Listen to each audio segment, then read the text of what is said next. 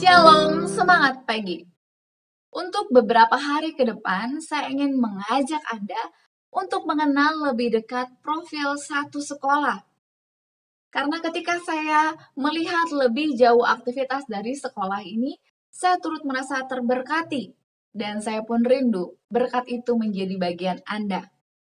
Sekolah ini adalah Madison School yang terletak di Kabupaten Bolaang Mongondo, Sulawesi Utara. Mungkin ada di antara Anda yang baru pertama kali mendengar lokasi ini ya. Saya secara pribadi belum pernah menginjakan kaki ke sekolah ini, tapi saya pernah melayani di daerah kabupaten tersebut. Sekolah ini didirikan dengan penuh cinta dari para masyarakat sekitar, dari anggota-anggota jemaat, dari para guru dan para staf, serta dari para donatur dari seluruh kota-kota yang berbeda di Indonesia.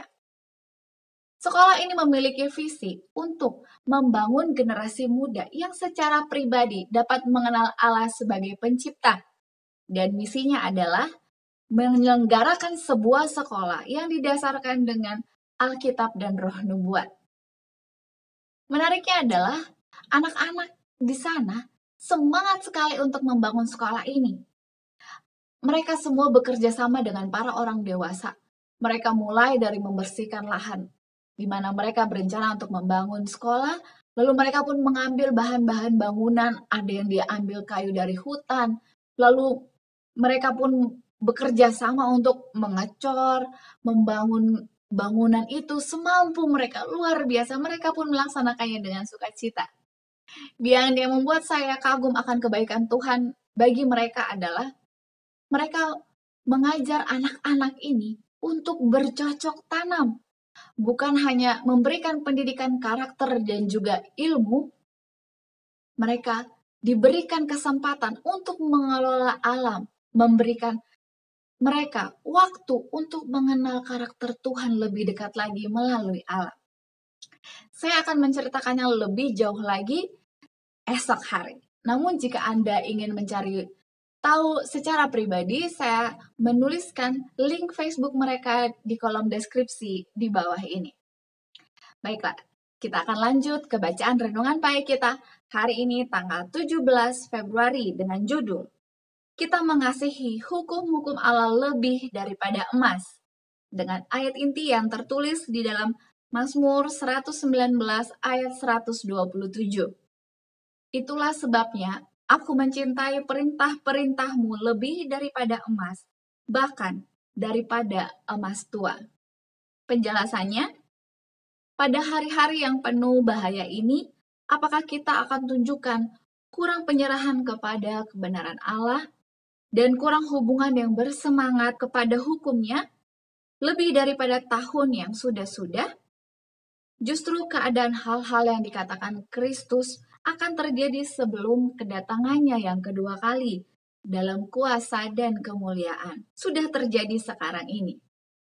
Keadaan berdosa yang merajalela cenderung melumpuhkan, bahkan membinasakan iman dan peribadatan yang benar.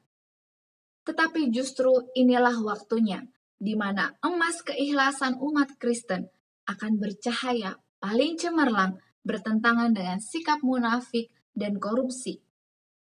Sekaranglah waktunya bagi umat pilihan Kristus untuk menunjukkan penyerahan mereka kepada pekerjaannya. Waktunya bagi semua pengikutnya untuk memberikan kesaksian yang paling mulia bagi Tuhannya oleh berdiri teguh melawan arus kejahatan yang merajalela. Bila mana kita melihat akibat dari melalaikan hukum Allah, ketidakjujuran, pencurian, percabulan, mabuk-mabuk, dan pembunuhan, kita harus bersedia mengatakan dengan pemazmur, Aku mencintai perintah-perintahmu lebih daripada emas, bahkan daripada emas tua. Dan orang yang berpegang padanya mendapat upah yang besar. Kalau hukum ilahi itu dikesampingkan, kemelaratan yang paling besar akan diakibatkannya, baik kepada para keluarga maupun kepada masyarakat. Satu-satunya pengharapan kita yang lebih baik terdapat dalam penurutan yang setia kepada hukum-hukum Yahweh. Perancis yang tidak percaya kepada Allah pernah mencoba menolak kekuasaan Allah. Betapa mengerikannya peristiwa yang menyusul. Manusia mengesampingkan hukum ilahi itu sebagai kuk perbudakan, dan dalam kebebasan yang disombongkannya itu, mereka menaruh dirinya di bawah pemerintahan orang yang paling lalim. Anarki dan pertumpahan darah memerintah pada hari yang mengerikan itu. Dipertunjukkannya lah pada waktu itu kepada dunia bahwa cara yang paling pasti untuk menggali fondasi peraturan dan pemerintahan ialah mendiadakan hukum Allah. Gantinya merasa bahwa kita sekarang ini dalam keadaan paling mudah dimaafkan, dalam pelanggaran lebih lanjut, kita harus insaf seperti belum pernah di hadapan tuntutan keadilan Allah atas kita dan tabiat yang suci dari hukumnya. Oleh karena Kristus harus mati untuk mempertahankan kekuasaan hukum itu. Kelak nanti, penurut akan melihat hasil-hasil yang berbahagia yang mengikuti pemeliharaan semua perintah Allah. Aplikasinya hari ini, kita harus mengasihi Allah lebih lagi. Bagaimana caranya kita mengasihi Allah? Tentunya dengan menuruti perintahnya dan menjauhi larangannya. Hari ini saya mengajak kita untuk melakukan kasih kepada sesama. Karena kasih adalah cerminan dari hukum Allah. Caranya adalah, mari kita meniadakan kata-kata sindiran kepada orang lain. Kita ganti dengan kalimat-kalimat motivasi. Ayo kita lakukan hal itu mulai hari ini. Slogan kita, awali hari ini dengan renungan pagi. Dengan melihat keadaan kita sekarang ini, begitu banyak bencana-bencana, begitu semakin banyak pencobaan yang kita alami. Justru dikatakan, di waktu sekarang ini kita harus memiliki hubungan yang lebih dekat dengan Tuhan melalui doa.